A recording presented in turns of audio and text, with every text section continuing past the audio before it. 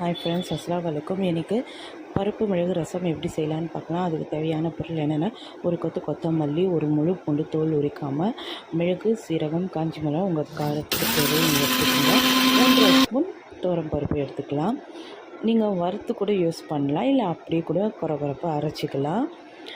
அதுக்கப்புறமா 3 தக்காளியை நல்லா பழமாக பிழிஞ்சு எடுத்துக்கோங்க. அதுக்கப்புறம் நம்ம ஊற வச்ச புளியை வடிகட்டி எடுத்து வச்சுக்கலாம்.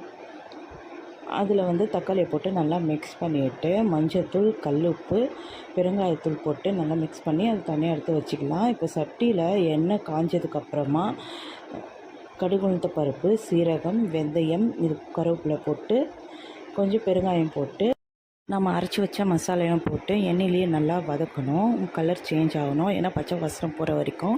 அதுக்கப்புறமா அது ரெடி ஆனதுக்கப்புறமா நம்ம கரைச்சி வச்ச புளியை ஊற்றிட்டு நுரக்கட்டி வந்துச்சுன்னா ரசம் ரெடி ஆகிடும். ட்ரை பண்ணி